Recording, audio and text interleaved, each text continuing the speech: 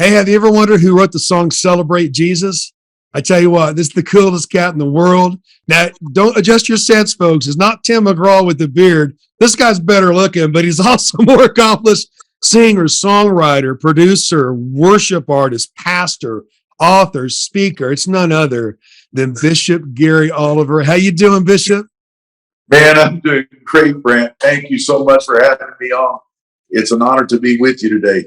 Oh, man. Well, the honor is mine, brother. I've kept up with you through the years, and I tell you what, you not only build the Jesus culture in your area in Texas with Encounter Church, man, but, man, people of all races have a home with Bishop Gary Oliver and your wonderful bride. And I'm telling you, man, so excited to connect with you. You've been on my list of heroes. Folks, you've been seeing so many different artists and movie personalities and people. Well, this is one of my heroes right here, Bishop Gary Oliver. And I tell you what, it's a long, long ways from Tulsa, my man, but celebrate Jesus and more than enough. And I was reading your bio as well. If you go to encounterchurchfw.org, that's encounterchurchfw.org, that's Fort Worth. You're going to see these beautiful people, and you're going to see Bishop Gary Oliver. And I saw an article of you years ago, man. It said, how do you describe this guy? All the different things that he does. But my guess is you do all of these things: the writing, the speaking, the singing, the preaching, the leading, the training, the publishing, the producing, because you're taking people to a higher place than they've ever been. And you can't do that unless you've been there first. You're a leader of leaders, brother. What's the latest going on with Bishop Gary Oliver? Well, Brad, the mission for me is real consistent. And I am so presence driven. And I just love bringing people to the presence of God and teaching them how to accomplish that on their own. Because, once you get in his presence, man, you can become a presence junkie real quick. And I can teach you theology. I can teach you all kinds of stuff. But until you have that encounter with God, that encounter where you encountered him, you don't have to ask anybody, what was this? You don't have to ask anybody, how's it supposed to feel, or am I supposed to be different? No, those things happen. Those things happen that change your life, that change your mind, that change your, we can preach for the change of behavior, but you can't change people's behavior until they change their mind. And the mind has to be renewed somehow. And that's one of the great things that the Holy Spirit does for us, is he helps us renew our mind so that we think differently, so we can act differently, so we can live differently. And then the beauty of it is, man, we just get to bring Jesus everywhere we go, and we get to change the world everywhere we go. And that's really what's happening with us. We're just having church at Encounter Church, and man, we're seeing a lot of new people. That's really post-COVID. Everything is different, obviously. So pre-COVID, your social media may have been a sideline, but it has to be a main part of your service now. Right. And it will forever be a hybrid now, I really believe. And so our social media platform has expanded just exponentially. And a lot of that has to be thanks to my wife knowing me, because she is so good at all of that. And she's really helped in that area. But with that being said, we're seeing new people coming to the church that are not changing churches because they got disgusted at this church and now they want to bring their old sour attitude to your church. We're seeing people that are just finding Jesus, that are just finding him, that they don't know Genesis, Exodus, Leviticus, Numbers, Deuteronomy. They don't know anything. They don't know Matthew, Mark, Luke, nor John. They don't know anything about them. They just are here. And many of them are coming into our house and they don't even have a Bible. They've never had a Bible. And I'm getting to baptize their children, baptize them, talk to them about what baptism is. And in simple terms, not in church ease, but in simple terms. Oh, And it's so cool, man, to watch. And Oh, we're loving it. it's got to be a joy. There's nothing like feeding the hungry, Gary. I mean, the story of Goldilocks and the three bears. This porridge is too soft, too hot. This porridge is too cold. This porridge is just right. Instead of exchanging sheep all the time, you're seeing new people, like you say, they're just starving. The hungry are hungry. And man, you know what? They're finding Jesus, and they're finding love and acceptance at Encounter Church with you. And I know you didn't ask me about to do this, brother, but if you're in the Fort Worth area or you're driving distance, you got to get you some Bishop Gary Oliver's preaching, very transparent, very real. And Jesus taught in parables. He was preaching to people that from the scholars to people that never have ever read before, but he preached in a way that they understood. And I'm telling you what, this is a time like none other, folks, that we've got to tell people about Jesus and express his supernatural love that is really supernatural. And Bishop, you are supernaturally real, and we need Jesus people like that. Now, on your website, and folks, you see at the bottom of your screen there, you talk about building a Jesus culture. And tell us, I love the language of that. Tell me about that, man. But we feel like the Jesus culture is real simple. It's that you love God with all your heart, mind, and soul, and you love your neighbors yourself. And Jesus talks so much about love. There is a love law that this world is missing right now. And for Jesus to tell me explicitly in the Gospels to love one another as I have loved you, that's a pretty deep call. And if I got to love my neighbor as I love myself, then I don't even have to know the 10 commandments.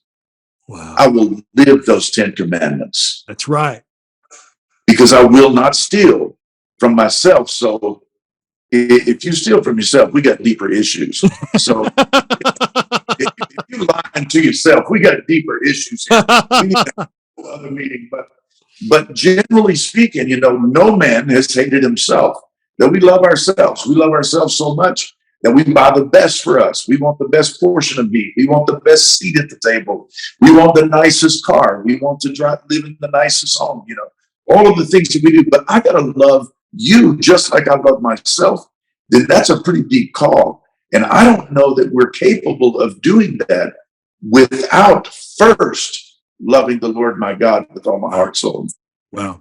And those two things are not two separate things. They're literally one and the same, because I can't love my neighbor without loving God. Right. First. And if I don't love God first, I will never be able to understand the compassion that I need to pour out on my neighbor. And in order for me to love God first, I have to encounter God and know that he loves me. I thought it was a very interesting, and I'm not going to drag this out, but I thought it was very interesting. I heard a testimony of a guy who had literally died on an operating table.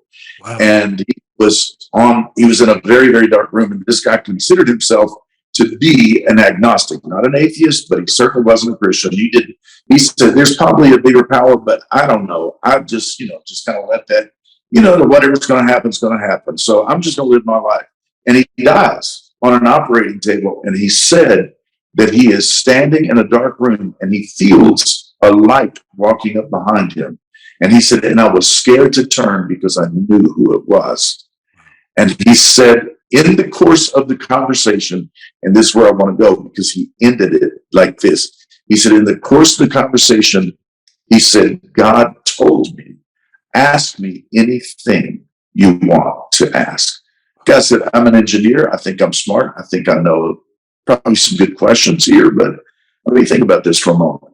He said, and finally I said, okay, so what is the meaning of life?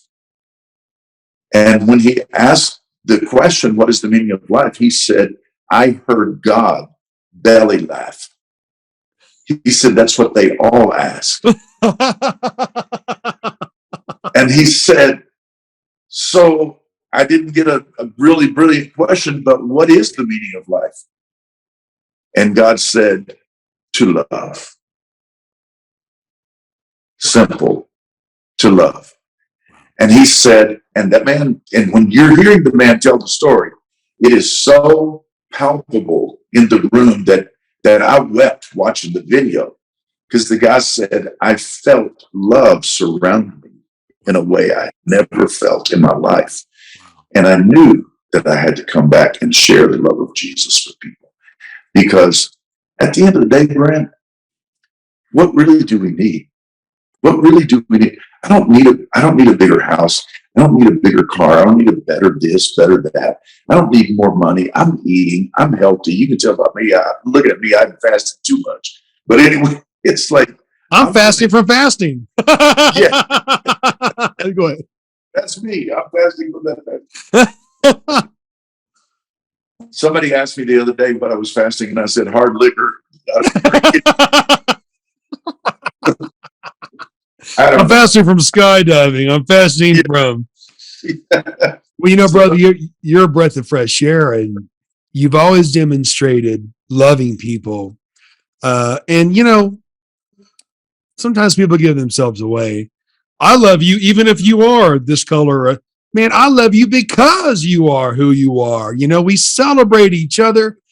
You wrote the song "Celebrate Jesus." When did you write that, and how was that song inspired when you did that? Man, it's really kind of a simple little story, but that's the way so much of life is. Simple. Yeah. And we're always looking for what's the big secret. The big secret is to be present. Wow. That's the secret. Be present in the moment. I'll tell you about that later. But anyway, that's a whole other issue. But you have to be present for certain things to come to you. And so one of our children's workers, this was like in 1982, came to me and said, we are struggling to find a song for our Christmas or Easter celebration. And we want the kids to know that it's okay to celebrate Jesus, that it's okay to be excited that, you know, not that he died, but that he rose again. Right. We don't want him to get them stuck on the part of his suffering, but the part we want to get them really liberated from and understanding they have to know the suffering that he went through and the dying that he went through, but we need them to know it's okay to celebrate. And I said, give me a few minutes. I said, you may have the song right there. And I piano, and the whole song came just like snap. And I wrote the song and took it back. And I'll never forget this, Brent. The first Sunday we sang it was in the children's production. I taught it to my mass choir, which was like 105 voices back then. Incredible choir. Incredible choir. Full horn section, full band and everything back in the day. And I put them all up, taught them the song Celebrate Jesus. We did a real kind of a drive-in rock and roll. You know, I know everybody heard it from Integrity with the kind of the elevator music, you know. Jesus, celebrate, and all this stuff. So we did real driving Van Halen guitar, you know. Yeah. And so we did the song for 45 minutes. I could not shut it down. For 45 minutes, they sang the song. The whole church went nuts. So it wasn't just the kids that danced and celebrated. Everybody started celebrating and they were just excited because the song just spoke of the life of God. And it was simple. The song is simple. I find, Brent, that the songs that really stand the test of time and really last are the simplest songs ever. Right. It's not great big deep ones and wordy that, you know, 42 voice verses and, you know, written in the King James and the Amplified on the chorus. But it's, you know, it's just simple songs. I know. Well, it come, you know, Jesus said you must be like a child to enter the kingdom. And I tell you, to know, because I've been a children's minister too, and youth and worship, and of course you are who you are. I love that you're a pastor and a bishop, but you are a worship leader as well and are. That tells me a lot too. You have a heart of David.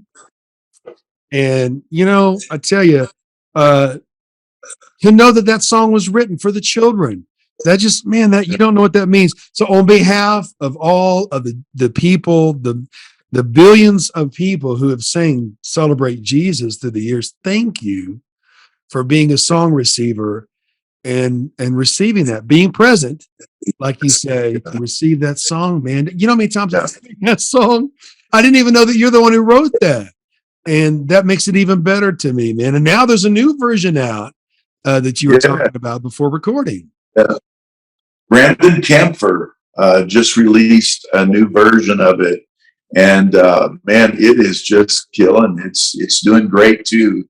So I'm excited about it. They wrote another verse to it. They called me and asked me if they could write a little verse to kind of fit their vibe, and I said, absolutely. I mean, if I can do something to encourage young people, because first of all, here's the other part of songwriting to me is that our songwriting has to be theologically sound, because that is how we pass great theology from one generation to another so many times. Because a lot of people don't know theology, but they know Amazing Grace, how sweet the sound. Wow. Saves a wretch like me. What They may not quote the Bible verse, but they know blessed assurance, Jesus is mine. Oh, what a forte. See, that's good theology. And when you sing those songs, you pass that good theology to the next generation, and they don't even realize what they're learning, but they're getting something that will give them a foundation to hang on to. And once you get your foundation straight, man, you can build a good house. But you can't build anything on a crooked foundation. So as songwriters, we have to write, and that's one of the things that they just jammed that song up. It was so good.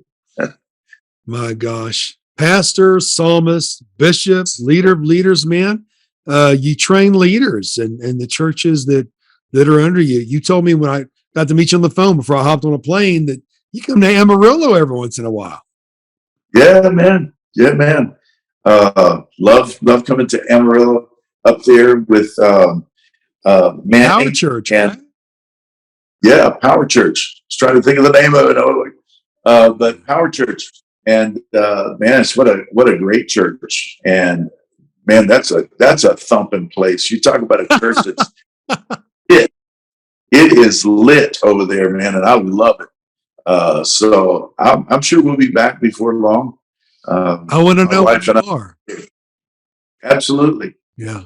What would you, we've gone through an interesting time where our barefoot guitar playing theologians who have decided to leave the faith after writing so many worship songs. The point you just made, that our worship songs, our songs, period, but our worship songs have to be theologically sound.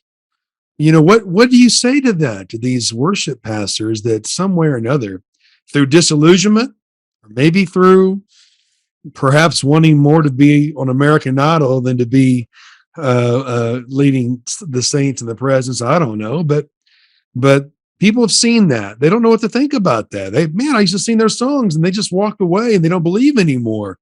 What does the Rockin' Bishop have to say about that? Well, I don't think that just like, for example, we just came through this whole situation with COVID. Yeah. I don't think that COVID made us anything. I think COVID revealed who we were. And I think after a while, you just can't keep hiding the leopard spots. I mean, pretty soon it's going to get exposed, and we get exposed to who we are. Wow. And I think sometimes that's who we were all along. Somehow people thought this was a game, or they thought this was, just easy. It's a pattern. It's you pick up the pattern over here, you learn to write the song, you go get a few scriptures, you put them together, and they weren't good enough, possibly, just saying they weren't good enough to make it on American Idol, but they got good enough to be used in the church, and then they get a little notoriety, and they think they take the notoriety and then turn it into the world over here on a world stage. but I have watched that so many times backfire on people, Right. and it eats them up because you you have to have the goods to stay with the longevity. Right. Now, on the other hand, I know young people, like I know a young lady right now who just got a contract with Warner, and that she's got a 5 record deal, which is unheard of, Wow. with Warner Brothers for secular music, but she is sold out to Jesus, Wow. born again, praying, very cautious about how she writes, because her message is ultimately has a little shift in every one of them, points them back to Jesus. Wow. And it's so cool to watch. So for as many as we've had that walked away, I don't think that they really walked away. I think they were away and they just went where they really were. Ah, boy, that is something else. Well, that's very revealing. What would you say to people? They say, hey, you know what? I want to use my talents for God, and I don't know where to get started. You know, some people go the Bible college. I went the Bible college route, but I'd already been a worship guy for 10 years before that. Right. You know, but how would you encourage song receivers who want to lead worship? Would you not encourage them to do it at the homeless shelter? It was one of the most fulfilling places you'll ever do it because they're truly hungry. But Yep. what would you say to the up and comers who want to you know immortalize a message? And the reason why I say that is my brother. I've done 7 albums and I instrumental and singing blah blah blah. And my brother made a statement the other day. He said, "Brant, I want to practice it before we immortalize it in the studio." And I thought, wow, what a profound statement, because what lives on beyond us are the things we write and the things that we sculpt, the things that we paint, the things that we build, and the things that we compose. And it's a noble task to be a song receiver. What would you say to the song receivers right now? Well, I would say, first of all, that you have to realize that your first and primary audience is one and one alone, and that is God. Uh-huh. And if you can't worship his presence down in your room By yourself. by yourself, you're not going to get on the stage. Good. It's going to happen that has never happened for you before privately. Uh-huh. So I would have to say, whatever you see yourself doing publicly, make sure you can do that privately before you ever walk on that stage. Right. Because and people say, well, how did that work for you? Well, first of all, I mean, church was so different back when we were growing up, especially me. I got you by several years. So when I was growing up, I played in church because I had to. There was no, and we didn't hire people to play, it was necessity. And I also started singing in church because it was necessity. But I had a gift at 4 years of age that when I sang, awed people. And they were like, man, did you hear that little kid sing? You got some soul, brother. Yes.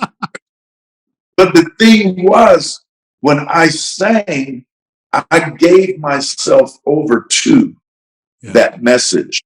I gave myself over to that moment. And I was really there. It was real for me. And if it's not real for you, it ain't going to be real for nobody else. That's right. That's right. It's not real for nobody else. And don't think that you cannot manufacture.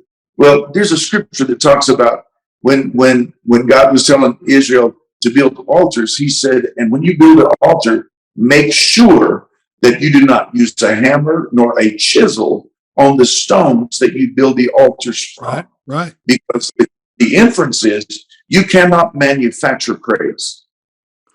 Right. It has to be untouched, pure, from somewhere down in here that is a connection with God already.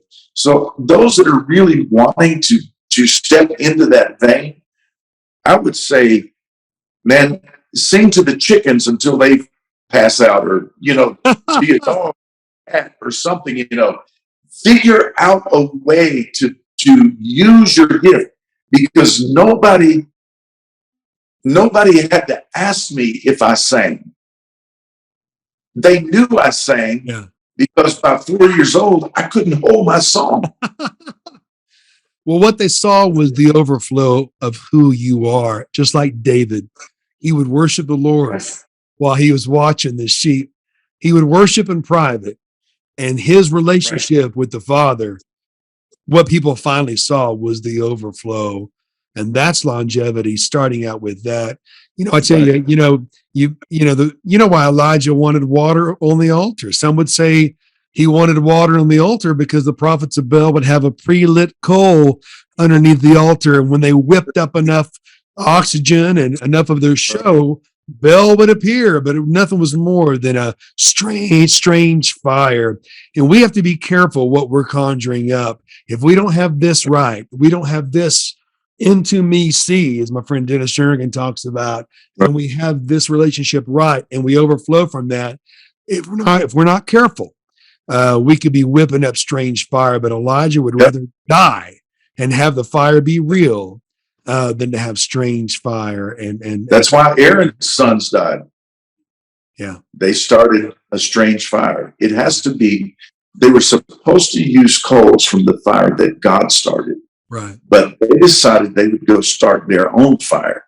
And you have to be careful what you bring. And, some people think that spit and sputter and, quickening and jerking around and all this stuff and sweating is anointing.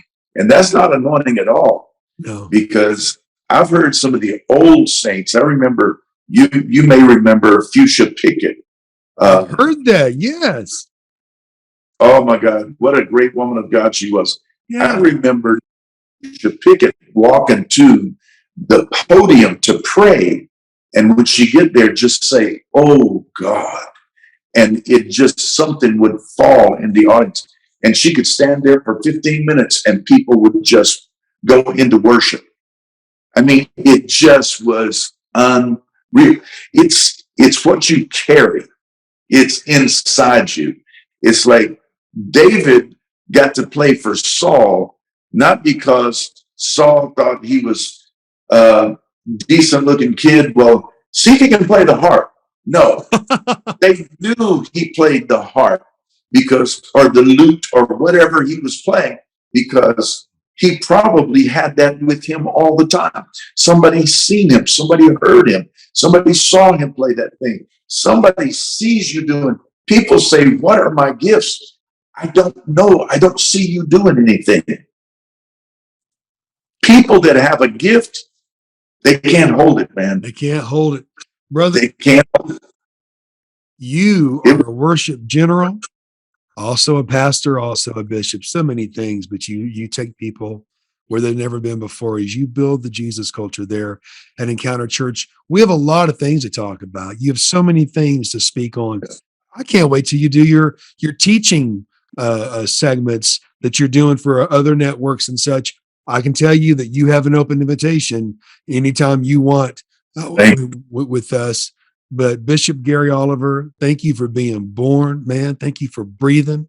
Thank you for still being in not only in the fight, but you're winning and you're on the front line. I'm honored to meet you. I can't wait to talk to you again. Thank you for being with me today. Man, let's do it again. Let's do it anytime, man. I'm here. All right, man. And, I look forward to being with you on the program. Oh, I'm honored. I can't wait till you come to Amarillo. And folks, thank you for watching Word on the Street. We'll see you next time.